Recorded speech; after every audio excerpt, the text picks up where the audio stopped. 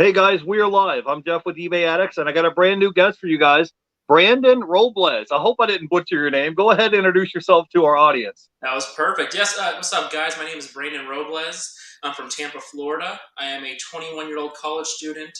I've been selling on Amazon and eBay for roughly 3 years, and the primary thing I sell is used books through those platforms.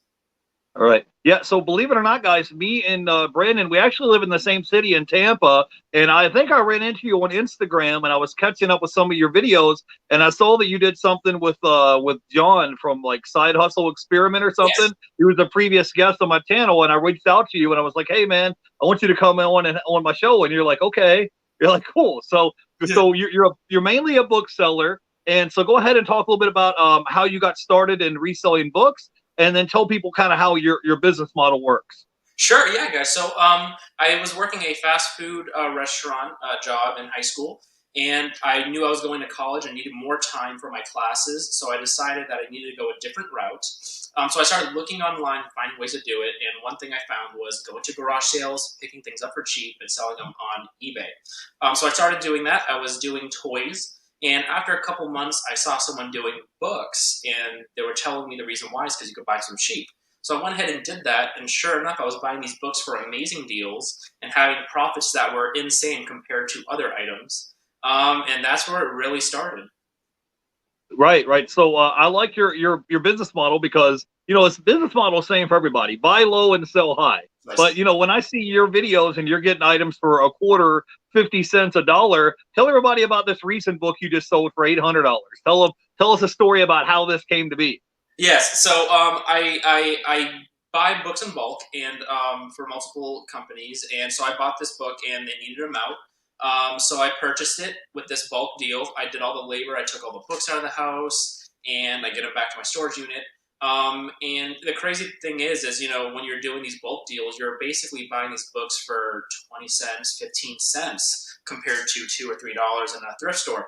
And so I did my research, and sure enough, I did find this book that was worth this much. I saw some person listed it for $1,100 and one person for around $900. So I went ahead and listed mine for $975 or $875, sorry. And I saw a watcher, and I've gotten a lot of watchers for people or on my items, and so I'll send my offers. So I sent this offer for $800, and sure enough, within a couple hours, I got a response with an $800 sold item, and I was like, "Oh my gosh!" So it was very cool. Right. So you tell, and how much did you pay for it? I mean, like 20 cents or something like that. In perspective, It's like you had like hardly next to nothing in it. I thought you were gonna say like 50 cents or a dollar. So you had like 20 cents tied up in this book and sold it for 800. No biggie, right? So exactly. You've been out here doing the book game. So now let me ask you a few questions. Are you a full-time college student right now? Yes, I am. Okay, so what college are you going to, and what are you studying in college? I'm just curious. Yeah, so I'm actually at a community college. Next semester, I'll be transferring to USF. I think I will be studying, well, I am studying finance. And so I've been doing that, probably have another 2 years. And during that time, I just think this is the perfect hustle for anybody who doesn't have a lot of time on the side. Right. Okay. And so just because our audience wants to get to know you a little bit better. So once you graduate college, you're studying finance. What do you want to do? Like, do you want to become like a stockbroker? Do you want to become like an accountant? Like, what is it that like gets your juices flowing? Because when I was in college, I studied business as well. But like when you graduate, what would be like your ideal job? Like, what is the career field that you really would like to jump into? I've got to tell you, that was the part where I'm still like shaky. I actually only discovered that I wanted to pursue this path probably a semester or two ago. Before that, I wanted to do medical. I realized I sucked at science. So I transferred to numbers as have my own little business, and I've loved it ever since. I don't know exactly what. I do know I would like to own my own business eventually. That would be just the coolest thing, regardless of what it is. But something that I can work in that if I work harder, there's more potential out of it and more results out of it. So I don't know exactly what that is, but. All right. Well, I'm with you, man. If you can be your own boss, I feel like you have much more earning potential as opposed to working for a company. Back in the day when I was a young guy and I was in college, I wanted to go to college to get my MBA, which is your master's in business administration, right? So when I originally signed up for college, the graduates had that degree. It was like $100,000 a year. And then as it got closer and closer to graduation, it's all about supply and demand. So the demand was here. the supply started slowly diluting it. So now the average salary of a person with the MBA degree is like 50,000 a year. So Right. you have to you have to kind of keep that in mind, and then think to yourself like, okay, the amount of money and capital and loans, student loans that I'm taking out to get this degree, is it worth my rate of return to have this degree? So you kind of have to take that into consideration. But I'm glad that you're going to college, you're getting your education, because down the road, if something ever happened, if you got laid off or your account got suspended, you'd always have that degree the rest of your life. So Exactly. it's important to kind of have a I guess a foundation with which to build on. So I got a question: are you living on campus, or are you living at home with your parents? I'm just No, I'm curious. at home. I'm at home. I'm going cheap, right? I'm just living the college kid life. I'm living broke, right? Trying to just save as much as I can, especially for school, and just get ahead. That's my Yeah. main focus. My main objective is just get ahead before really anyone else, right? So, Well, if you put enough money and you put enough money in the bank and have some money set aside, most kids when they graduate college have all this student loan debt. You'd have money in the bank for a down payment to buy you a house. You could pay cash and get you a nice car. So you'd already be 2 or 3 steps ahead of the game, instead of being one of those kids that live on campus and then they go and they get their diploma and they get their degree, and now they got $80,000 of student loan debt. They can't even, like, for people to even settle down and get married and have a family, like, that's 10 years off in the future because I have to pay back all those student loan debt. So I'm happy for you, man. I'm happy for you. that's my So exact. let me say hello real quick to some people in the chat. The selling sniper is here. He says, "What's up?" He says, "I love selling books, high margin, low buy cost." And he says, "Why go to college? This is a hustle, but this is a future. This is a business. Get the degree." But yeah, man, having a degree is important. But guys, if you look at the chart or the graph and you look at how many items are being sold online over the past, let's say 10, 20 years, since like the year 2000, it's going up and up and up every year. Last time I checked, I think it was like 14, 15% of all the goods are being sold online. Yes. And ever since we had that lockdown in 2020, it's even more so. So there's a lot of people that are going online, buying stuff online. So I think Just your like future last is year, right? The sales have dramatically increased. The post offices couldn't even, handle the amount of volume that was going through. And even on Amazon, I believe, I don't remember the exact percentage, but like almost half of the sellers are third-party sellers on Amazon. So yeah, I mean, it's the way to go. That a lot of people see the potential of it. Yeah, that's true. So tell me, man, how has your business model been? Because I see you were talking about the other day that you've got, I don't know, 120 books for like $90 or something. So you have very little cost of goods. And the other last week you said you went to this big book sale. So tell everybody how that went. Yeah. So as I said, you can get these things for ridiculously cheap. The average is probably 50 cents to $2. In this particular case, it was a full bag for $1. So you can probably stuff like, I don't know, like 10 books or 12 books in it or something like that. And it's just like you're talking like 10 cents a book. So you're just grabbing all the profit, right? It could literally be 50 cents profit. I'm just like, I'm grabbing it because like it's so cheap. So yeah, that was a library sale, and which is a great place to source as well. And those libraries are looking to get rid of them, make a little money for the events that they hold in the libraries. And so I usually get in contact with them, and they were doing a dollar bag sale. So I went and bought a bunch from them, helped them clear out, and got them for really cheap for me. And it helps them out because it goes towards their cause and clear space. Right. So tell everybody, how many days a week do you typically go sourcing, and do you have like a sourcing route? Where are some popular places that you go sourcing at to look for books? So I've seen you hit up Salvation Army. You've gone to yard sales. You've gone to the Goodwill. I've seen you hit like some of these mom and pop like thrift stores. Tell us your strategy, where you go sourcing at. How many days a week do you go sourcing? Talk to us a little bit about that. So currently, right now, it's a little different, but I'll tell you how I was doing it last year. When I was doing the main thrift stores, I was hitting the Goodwills, I was hitting the Salvations, as you said, local thrift stores. I was probably going out, I would probably say 3 times, 4 times a week because I was really trying to fill my account. And probably about 4 hours a day or so sourcing. Because the thing about books is volume. It's about numbers. It's sometimes lower profit and you got a lot of them, or sometimes it's a couple of them. You got a lot of profit.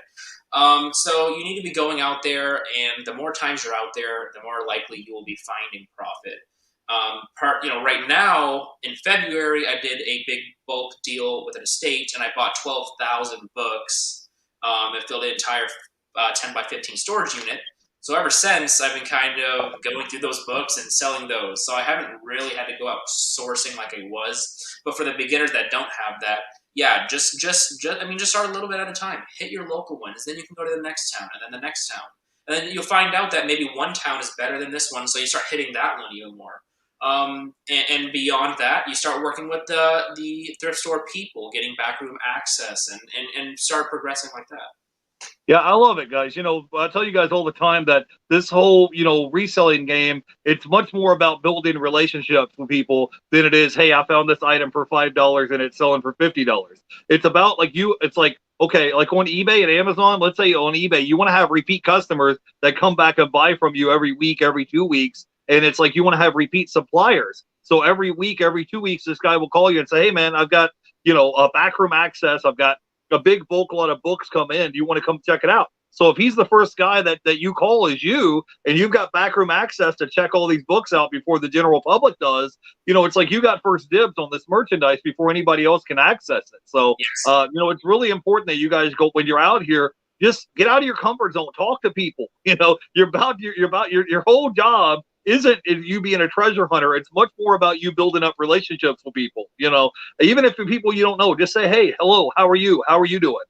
Talk to the manager. And after you're there a period of time, you're going to build up relationships with people. You want to talk about that? I'm sorry, I'm very passionate about that because I'm a 21-year-old, and so when I started this, I was like 18, 19. I think that's one of the most valuable lessons I learned. Is now I'm not even shy. I will say hi, hello, how are you doing, without a doubt. Without a hesitancy, right? And back when I was 18, 19, I was like, I was hiding that I was a seller. Actually, I was hiding that I was doing this and I was going to flip items. Now I am so open about it. It's got me, I feel like, more personable with strangers, and even that alone is a fantastic skill, right? So, yeah, very Yeah, cool. for sure. I mean, just telling people what you do and just building up rapport, building up relationships with people. Because if you're out here hunting for merchandise and you're hitting the same thrift stores, you're hitting the same estate sales. Let's say you're going to the same Salvation Armies or whatever. You're going to the same place often enough. You're building up relationships with these people. I'll buy DVDs a lot of time at pawn shops for 50 cents a piece and then sell them on eBay for 10, 15, 20, 25, $30 a piece. And now when I go into these pawn shops, say, oh, hey, Jeff, how you doing? Oh, you're looking for DVDs? And he'll come out of the back room and pull out boxes of DVDs that were in the back room that no one else has access to. And I'm getting merchandise that's brand new, still in the shrink wrap, that haven't made in 20 years. And I can kind of, a lot of times when you have access to it, you can kind of name your own price. So when you're getting an item for 50 cents and you're selling it for 20 bucks, and you're walking out the store with 40, 50 of them at one time. All Exactly. because you built up a relationship with that guy. If that guy didn't know me and I didn't know him, I would just be looking for stuff off the shelf like everybody else was looking at, and not merchandise would have stayed in the back room. So it's Yes. about you building up relationships with people. So talk to me a little bit about, because you're a big bookseller, you've been doing it for a couple of years now. Want to talk about your sales rank when you're looking at books, and I want to talk about profit margin, because when you're out here looking at these books and you're saying, hey, I can pick this up for a quarter, 50 cents, $1 for a hardback, and then maybe you can turn around and flip it and resell it on Amazon. What are the sales rank that we're looking at, and what is the profit margin that we're looking at? Sure. So a very rough idea is anything under a million sales rank, because there's 62, I think roughly 62 million books in the book category, and for all the like newbies or whatever, I was there too. The lower the sales rank, the better, right? So I'm looking for anything under a million and under, and based on that sales rank is how much profit. So for a million sales rank, I'm looking for roughly $10 profit, a little more recently with the whole restock limits or whatever. But so I'm looking for $10, and then it actually goes down beneath that, like 500,000. I'm looking like $5. If something is below 100,000, I mean it's selling quickly, I'll do like $2 profit. It's not a lot, but if I can pick it up for 25 cents or a bag sale for 10 cents, I'm going to take it, right? So I'll tell you this. So under 100,000 is ideal. Anything under 70,000, I will do FBM, which is fulfill my merchant from home. And because I know those things will sell extremely quickly, depending on the profit, I'm looking for probably $4 or $5 profit for FBM, because I know a lot of times I can literally get it within hours to 2 days versus waiting for 2 weeks for it to get into an Amazon warehouse. And I've had a bunch of videos about that or whatever. But yeah, so really it's not hard to find a $10 profit book. You can easily find a $40 profit book in a 200,000 sales rank, which is like ideal. Like you should be like boom, because that's a huge score because you're buying these things for so cheap. But I would say probably a million sales rank and under with a $10 profit, and anything below that is just great. Okay, cool. Let me say hello real quick to my buddy, the ATL Flipper is here in the house. I hope you're having a good weekend. And I want to give a shout out to the Flipping Accountant. He says, Hey, smash the thumbs up button for my buddy. Yeah, so I don't know if you guys follow the Flipping Accountant, but you should check him out. He's been a previous guest. I've had him on twice. And it's funny because I remember when the Flipping Accountant had like 1,000 subscribers, and now his channel is just blown up. So if you guys are willing to hustle and you're willing to put the work in, you can not only can you grow your YouTube channel, but you can also grow your reselling business if you're just willing to hustle and put the work in. So if you get a chance, check out the Flipping Accountant's channel. And I want to give a shout out to Goody124, the skater. He says, I want to give a shout out to eBay Addicts that I became a medical courier. Thank you, bro. It's awesome. Hey, you're welcome, man. I just did a live stream last week, and JT Hustle shouted me out on Instagram, and he was talking about this lady who is a single mom and now has made more money in her life than they ever made before, just by doing what I told them to do. So thank you for coming to hang out with us today. So you want to look for books that are under $1 million. You want to make at least $10 profit per book. And, you know, I've seen you fill up your whole trunk, your whole car with books. So we went to this book sale. Let's say I'm a bird on your shoulder, and we came home. Let's say we came home with 100 books. Now, what people don't realize is when you send these books into Amazon FBA, a lot of these items, I don't know about books, but a lot of items have to be polybagged. They have to have these stickers. They have to have barcodes. And then you have to go through and kind of determine what condition the books are in. If they're like good, very good, excellent, poor condition. Talk to me about what the next step is after you pick these books up. You've already scanned them in. You already found out they're profitable. What's the next step that you need to do? So the very next thing I do, I'll get them home. Very first thing is I'm going to clean them. If there's anything wrong with them, I'm going to like wipe them off. If there's nothing wrong with them, ideally, the very next step after you clean them or during that process, you're going to condition it, like you said. It's anywhere from acceptable, which I don't ideally do. I'm looking for good to like new, and I've sold like new. But you're really going to find between good and very good. That's going to be like 80–90% of the books you're finding.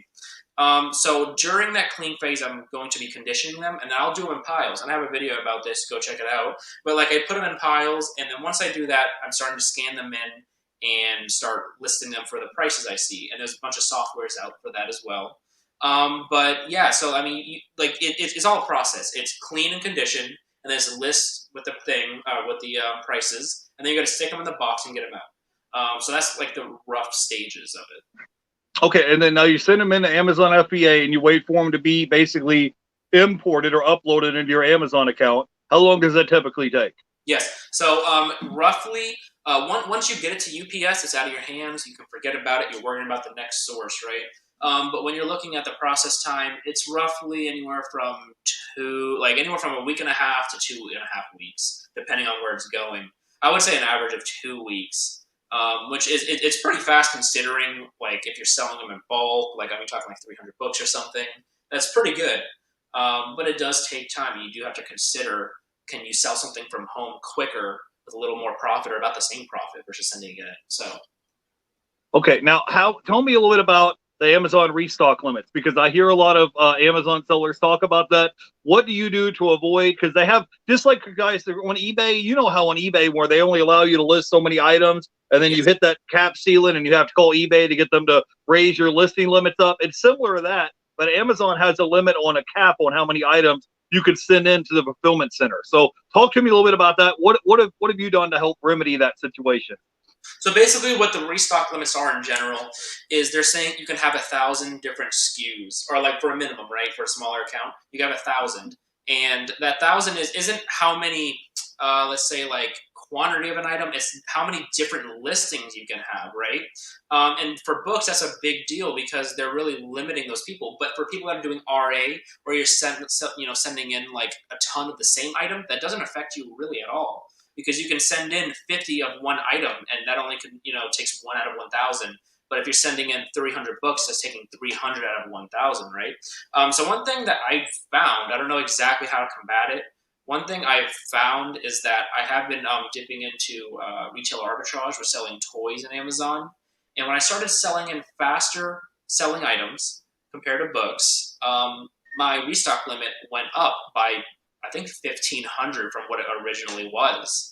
And that, for one, gave me more listings to sell books, and it freed up my account, improved my sell-through rate. So what I've been doing is combining books that are higher profit, lower sales velocity with smaller profit but much higher sales velocity. And those together, like, I found, is just killer.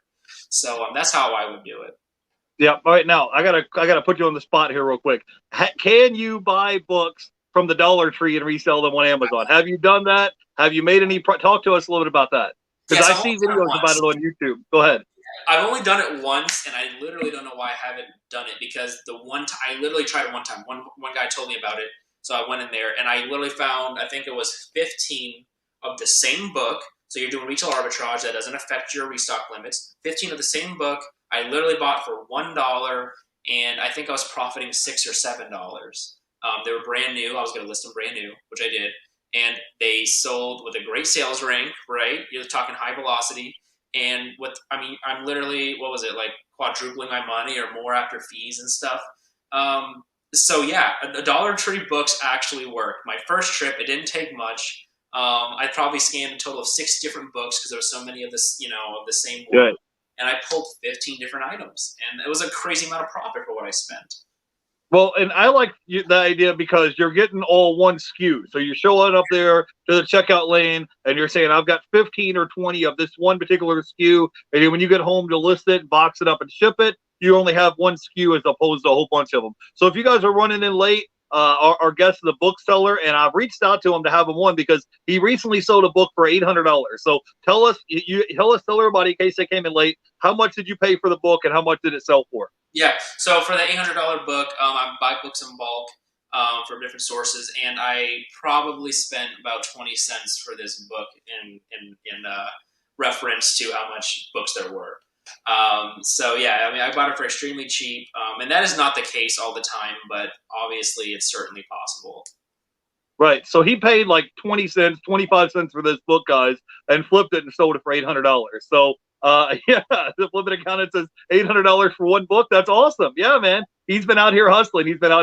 So now talk to me, Brandon. We gotta break this down to newbies. If they're not on Amazon, or maybe they're one of those people like me, they're kind of on the fence, they're kind of, because they're doing well on eBay, but they're kind of wishy-washy about Amazon. Tell me the stuff that we need to do to get started on Amazon. So if I'm on the fence, I want to create my Amazon account, I want to get into this book game, tell me what are the requirements, what do I need to do to get started in this book business, and how much money do you think I can make a month if I'm just getting started? Because, you guys have to think, if you're already at yard sales, you're already at thrift stores, you're already at Goodwill, and you're already at Salvation Army anyways, it's not going to take you but 5 minutes, 10 minutes out of your day, because you're already at these places sourcing anyways for stuff to sell on eBay. Might as well just go to the side here, scan a few barcodes, and you can make some profit.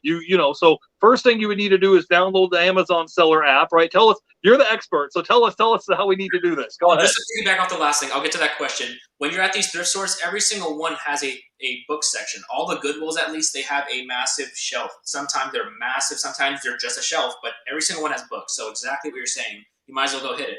So the number one thing I would probably do is just create the Amazon seller account. My biggest lesson was just get started. I've learned so much through my failures, which, if you consider failures, which is not losing money, you just made a mistake, that's not that big of a deal. You're in it. You're further ahead than what you were. You're creating this Amazon seller account, and the very next thing you do is download the free Amazon seller app. It connects directly to your account, and just start scanning whatever items you have around the house. Get used to the numbers. A lot of people don't even know what sales rank is. I definitely didn't when I started. But you got to get used to what the sales rank means, in different categories, what that number means. And once you start getting the idea of how much you can sell something, including fees for X amount of profit, you're already ahead of the game dramatically. That's the most intimidating part, is getting started. Once you learn how to do it, it is just rinse and repeat. You're going out sourcing. The only thing you're doing is looking for the deals. Yeah, I know. I feel you, bro. I'm one of those people. You know those people when they go to the swimming pool and you have that guy that's always just trying to dip his toe in the water because it's going to be cold. And so you just have to run and jump in and do like a cannonball and just jump in and get soaking wet. You'll be fine. Because I know I'm like one of those people when you're trying something brand new, you see other people when it's working for them and you're like, I don't know, I kind of, sort of, I don't know if this is for me. But the reason why I like your business model is because you can download the Amazon seller app. It's free. You can create a free Amazon account. It's free. So you're at that point, you're risking $0.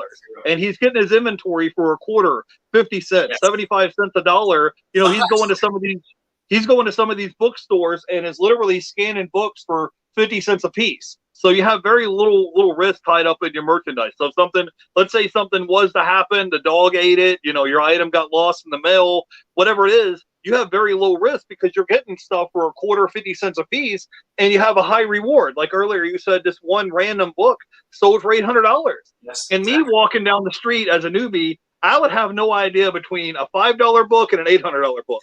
They would look the exact same to me. I would be like, dude, it's a book. Like, I don't see the difference. But Yes. people like you, when you've been doing this for a couple of years, you can spot it a mile away. Like, oh, that's an $800 book. Let's go get it, So we've downloaded the Amazon seller app. We've created an account. We're out here hunting for inventory. Is there anything else, any other piece of advice that you can give us? Do we need to do you use inventory labs? Do you do any other third-party software that we need to look out for? Yes, so particularly books. I used to have Inventory Lab, and I do love that for the RA. I personally use, so there's two tools, right? I'll start with this. There's Scout IQ and Scoutly, and they're tools that you can set rules for that will tell you how much the profit is for the book. And with one of those, the Scoutly in particular, they come with a free listing software, which I basically use since the beginning. And that listing software, I mean, is like the world because it's so easy. You can once again set templates for the condition of your book. You can have a very good, say it's very good condition, no highlighting or writing, and just X amount, whatever you want to say. You can customize it. All you're doing is you are scanning the barcode. You are judging how much you want to sell it for. You click submit, and it prints out a barcode. You're done. That's one book. It literally takes probably 15, 20 seconds to list one book. And that software has taken my business process for listing from here to here, because the time spent is just dramatically less. So that's a great point. When you're starting to do 30, 40, maybe 60 books at a time, that's when the listing software really comes into play, really handy. All right. Go ahead. Go ahead. Yeah, I was going to go back to the apps. The apps are insanely important because I started with my Amazon seller app, and when I was going to the library sales, I was just scanning, and people around me who had some little Bluetooth thing that I saw scanning barcodes, and they were just whizzing past me. They were going way faster than I was, and I certainly built up capital doing that. But right when I bought these apps and bought the Bluetooth barcode that you connect to your phone, I'm just scanning these barcodes, and I did a shelf of book that was pretty big, literally within 15 minutes that would have originally taken me an hour or an hour and a half. Once I did that, it was like a revelation. I was like, oh my God, I get it. The small, the less time you spend on something, the more you can go out to another place and get more. And so that was a big part of what changed it was these apps. And both of them provide a free trial so you guys can give it a shot. Yeah, tell them the name again of the two apps that you use. Yes. So one is Scoutly. It's Scout LY. And then the other one is Scout IQ. And both are great. I love them. And I use them both. Yeah. So what Brandon is telling you guys, when he's at a library sale or something, let's say that there's books on the shelf, he can pull it out to the side. He has this little Bluetooth scanner, scan the barcode, and he has this little earpiece, like headphones in his ear, and it'll beep ka-ching, or it'll let him know to either grab it or pass. It'll say, hey, this is a buy, or this is keep it moving. And once he has this book in his hand and he scans the barcode, here's ka-ching, he already knows, hey, I'm going to put this in the keep pile, or this is the give back pile. So you already have it kind of the parameters set up. And in the system, you can already tell it before you get started, okay, I only want this book if it's in this sales rank, and I only want this book if it's in this profit margin. So when it reaches those particular guidelines, it's going to say ka-ching. So he already knows. So as he was saying, instead of him taking an hour to scan a whole stack of books, he was in and out of there in 15 minutes. He was like, okay, I hit this whole row. Let's go on to the next place. So for you to maybe hit 2 or 3 stores instead of just one that day scanning for books. So Exactly. It's practical reasons. I mean, you have your phone in your hand, and then you're scanning each and every book. I have my phone in my pocket with the AirPods, the earbuds, and yeah, I mean, my hand's Bluetooth scanner, and I have another free hand for just pulling the books. And with that, yeah, it just dramatically changed. okay, now how many? Okay, on your a typical book, what would you say your profit margin is for a typical book? Because if you guys don't know, when you send stuff into Amazon FBA, they have shipping fees, they have storage fees, they have pick and pack fees. There's fees associated with your account, just like eBay has fees. So, what would you say after all your expenses, you subtract your cost of goods, you subtract your Amazon fees? On average, for a typical book, let's say you send a shipment in of 100 books into Amazon FBA, what would you say on average your buy cost is, and what would you say you're profiting per book when you send them in? Just a hypothetical number. So, like a buy cost for like 100 books, roughly. Is that what you're saying? Like, Yeah. So let's say if you had a shipment you're sending in Amazon FBA, let's say there's 100 books in this box. okay. How much would you say your buy cost is for the books, and what would you say? Excuse me. What would you say your profit margin is for each one of these books? Yeah, so roughly, I would probably say, we're talking the 50 cents or a dollar. At most, you may have spent $200 if it was a dollar, or you may have spent, I don't know if I did that. No, you spent $100 if it was $1. Or if you're at these library sales, 50 cents or 25 cents, you're spending like $50 for these things for 100 books. And I mean, if you roughly do, like, if you're just doubling your money, let's say it's like $2 a piece, whatever, like you're getting $200, $300 off 50. But in most cases, what you're going to find is the average range, you're going to find $5 to $10 profit, which is not a ton, but considering how much you're spending, you're doubling, or I mean, you're 10 timesing your money almost, right? And so you're going to find the most profit in the $5 to $10 range, but it's honestly very easy to find 15, 30, and $40 profit books and upwards. It's not uncommon. It's not like you're getting in this crazy special place. I find them in Goodwills all the time. I found $100 books in Goodwills all day. It's just a matter of if it's not scanned through or not. And Yeah. with the shipping to Amazon FBA, that's the thing that's different is, as you know, the shipping to UPS is much cheaper than what you would at a regular price with Amazon. I mean, literally, like I could send in like 100 pounds or something like that if I remember. I think it was like $30, $40 or something, which is like But nothing in perspective, right? So, right. go ahead. I'm just trying to give my audience a rough numbers here. So let's say hypothetically, I bought 100 books. I paid 50 cents a piece. So you spent $50 cost of goods on books. Yep. Let's say you make $5 profit times 100 books. You've turned your $50 into $500. That's the Yes. way I look at it. Let's say hypothetically you paid a dollar a piece per book, and you bought 100 books. So your buy cost is $100. Let's say each book gives you $10 profit. These are hypothetical numbers. So Yeah. $10 profit times 100 books. Now you're looking at $1,000. So your initial buy cost was $100. Your potential profit, let's say, these are hypothetical numbers, Yes. but let's say if you made $10 profit on a book, which is doable, but let's say on average each book was $10 a piece profit, and you send 100 of them in, you're turning your initial $100 investment into $1,000. And it doesn't take you very long. I think you said it takes you 15, 20 seconds to scan a Yes. book, put a barcode on it, box it up, and then send it into Amazon FBA. Now, do you need to polybag it? What else do you need to do in order to send it in? That's preference. So for like new condition books, which I don't get a ton of, but there are some books that I just can't pass up because like they're such great condition. I will polybag them. You do not need to at all. In fact, some people say that you shouldn't because it takes too much time.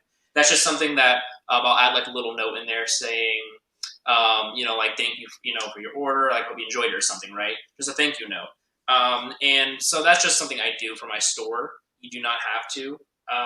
And there's nothing besides that, besides the little barcode you're going to stick on the back of the book. Other than that, no, there is no other requirements for books. Okay, now how much startup capital do you need to get this business started? If I'm interested in starting this business, how much capital do I need to get started? I mean, we talked earlier that it's free to download the Amazon Seller app. You can create a free Amazon account. How much startup capital do you need to get this business started and up and off the ground? So I'm going to break it down slightly. You can get the free Amazon account, the free Amazon Seller app. If you wanted to give the apps I want a shot, I think one of them gives a 2-week free trial and one gives a 1-month free trial to get you kickstarted. Man, like honestly, like it's rough. I remember having 300 when I started. I'm pretty sure, actually. I'm not gonna lie. Well, from like from my fast food restaurant, I had that, but I think I remember right when I first started, I had that, and but I think you can do it under like 200.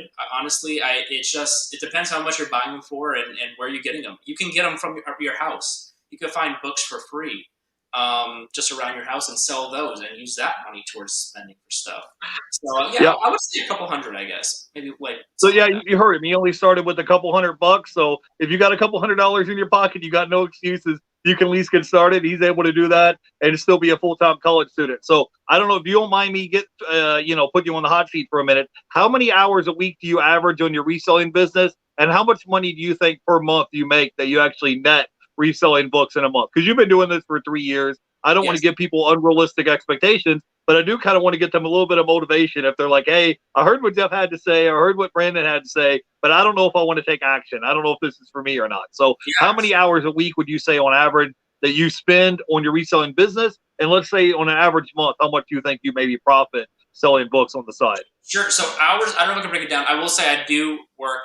I do every day. I don't take any days off. Just, I mean, whether it's small work or it's all day, I do dedicate a couple hours certainly to listing or packing orders or whatever it is. So I will say every day. Sorry, I forgot where I was going with that. Yeah, no. So I'll definitely put in like 4 or 5 hours. I mean, I have a lot of things going on, like going through the books I bought. I'm listing them. I am shipping them. I'm shipping them to FBA. Yeah, so I would say personally, me, I am putting in, I don't know, probably like 4 hours a day maybe or something. Let's say average. I definitely pull 12-hour days easily. And so right now I'm actually doing, as a college student, I'm making $3,000 roughly. It can be 2,800 or it could be 3,200 a month. That's how much I'm doing. And it's pretty good for, like, at your parents' house and going cheap, during college. So that's why I encourage a lot of my friends to get things like this started, because you can't beat that. Well, yeah, and for a lot of people, $3,000 a month, that might be extra. They could still do their full-time job and then resell books on the Exactly. side. That extra $3,000 a month, that's a lot of times to pay people's mortgage or Yes. car payment or credit card bills, put gas in your gas tank, pay your cell phone bills. So all that adds up for sure. So let me give a shout out here real quick to the Selling Sniper. He says I paid $12 to $13 to send my 48-pound shipment book into Amazon FBA. He said, my shipments go to Dallas 90% of the time. And he said, hey, Brandyn Robles, what got you into reselling? If you answered this, I missed it. So we talked about this earlier in the video. Tell people what got you started into reselling. So like I said, I was working at a fast food restaurant, and I knew I had to in high school. I knew how to go to college, and I needed more time for my classes. So I wanted to find something that I could work on my own time. And I just needed something flexible where I can choose when to work, if I need to or not, and focus my time. So that was the main thing. That's what got me into it. I needed more flexible hours, and to decide when I want to and can't work.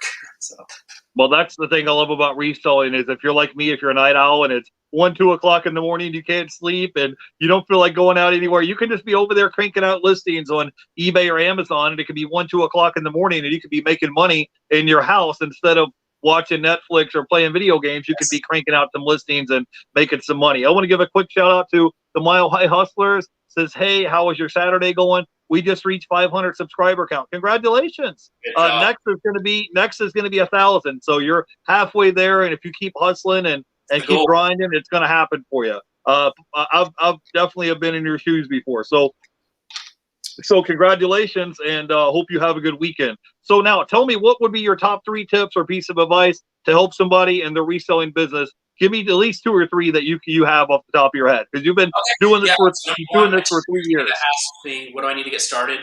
I say start. Literally, create the Amazon seller account, download the Amazon seller app. You are more than halfway there. That is the hardest part. I did ponder for a couple months when I wanted to start.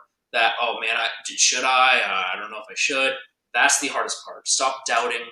Get into it. Once you create these accounts and you start scanning, you're over halfway there. That's the hardest part, and the other hardest part is learning it.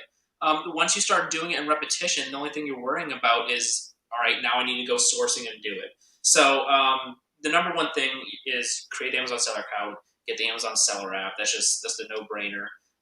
The second piece of advice is go out sourcing constantly, right? Because I remember when I first started, I was looking for books or even items at garage sales, and I would get so bummed that I didn't find anything that day. I'm like, oh my gosh, I hit 2 or 3 and I just didn't find anything. And what it really is about probability. It's about chance. And if you're out there hitting 5 stores, you may not get anything in the first 4 stores, but that 5th one, you can find a ton. It's all about chance. It's all about timing. You just need to get out there more and more, and the more you do that, the more deals you'll find. So don't get discouraged when you only find a couple things in your first try. You need to hit it 2 or 3 times a week or 2 or 3 times before you really find a little something. So don't get discouraged. The more you do it, the better you get at it. So Okay, awesome. Now, before we let you go, I want to talk about your YouTube channel because you have a YouTube channel, and you know that's I found you on YouTube and Instagram. So talk to me a little bit about your YouTube channel, what kind of content you make, and tell people a little bit about how you got started on your YouTube channel. So I really liked my YouTube because when I first started, there was a bunch of videos that I wish were out there that weren't to help me. There's a lot of answers I needed that just weren't, and I had to learn that through trial and failure, right? Which is nothing, but that's not bad at all. Trial and failure is great. That's how I learned the most. But there was some things that were easy answers that just weren't out there on YouTube. So I decided to start creating YouTube videos about those videos that I did not have when I started. And they're very basic. They're anywhere from beginner level to more advanced. But that's where my YouTube's geared around is answering people's questions that I knew I had when I started. And I love taking suggestions from anybody that watched my videos about what they want to know. And a lot of my videos are based off of ideas about that. So if you ever have any suggestions or some really basic ideas about what you need to learn or any answers you want answered, I can easily make a video. It's definitely geared towards beginners. And I just like answering questions. Yeah, I liked your vlog style video you did when you're like showing people like, look, guys, I'm a 21-year-old college student. Like, you know, you just have this attitude like I can do this. Anybody can do this. Yes. And you're actually walking out of a Goodwill. You're walking out of the Salvation Army. You're walking around showing people like, hey, here's fill-a-bag books for $1 a bag. Here I'm at this thrift store. They're selling me books for 50 cents a piece. And if you just get out here, it's almost like I'll show you how I do it. You know, I'll show you guys how I hustle. And it's like, look, I'm a 21-year-old college kid, and I can do it. You guys can do it. So I really like that about your channel, and I did notice that you had a few guests on that I've had on my channel before. So I decided to reach out to you. Let me give a shout-out to the people here in the chat. I wanted to give a shout-out to the Selling Sniper. My buddy BK from the Rockies is here. He says, like, share, subscribe, and comment. I wanted to give a shout-out to the Mile High Hustlers. My buddy, the Flippin' Accountant, was here. I want to give him a shout-out, and I want to give a shout-out to Goody 124, the skater. Thanks here for hanging out with us and being here with us today. So go ahead and plug your channel. Tell everybody where they can find you at on YouTube and Instagram. I have all your links down below, but let them know where they can go by and check you out.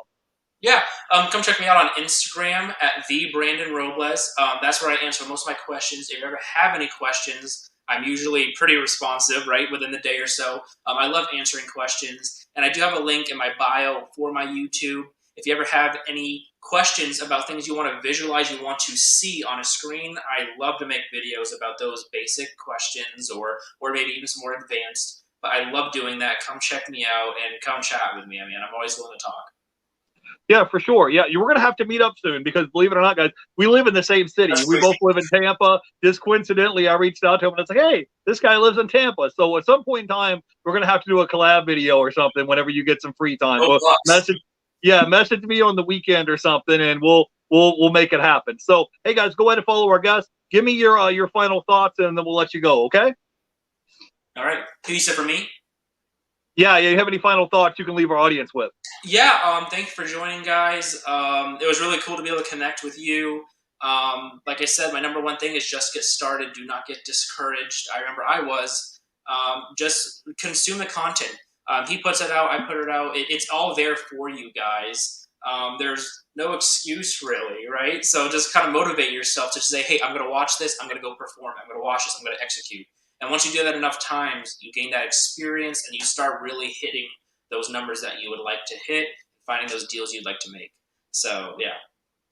Yeah, one thing I like about Brandon, I think it was on your YouTube or Instagram, and he posted a quote and was like, people that say they want to be entrepreneurs but don't have time to do it. And it was just like, come on, guys, is this something you're really dedicated about or not? So we have hundreds and hundreds of people in the community that's willing to help you get started. They're here willing to answer all of your questions for free. They make tutorial videos to help you step by step how to do it. So if you need help, don't be scared to reach out to somebody in the community to help you, because if you reach out to me and I can't help you, I'll be able to drop a link to somebody that tells you all about it. Somebody asked me a question a couple weeks ago. It says, how do you box and ship golf clubs? I don't sell a lot of golf clubs, but I know Casey, the Carolina hustler, that did. So I dropped a link. I'm like, here's a tutorial video on how to box up and ship out golf clubs. So anyways, guys, go follow our guest today, Brandyn Robles. All the links are down below, YouTube and Instagram. I appreciate you coming on and hanging out with me, and hopefully we'll connect again in the future. We'll see you guys later. You guys all have a great weekend, and we'll see you later. Bye, guys.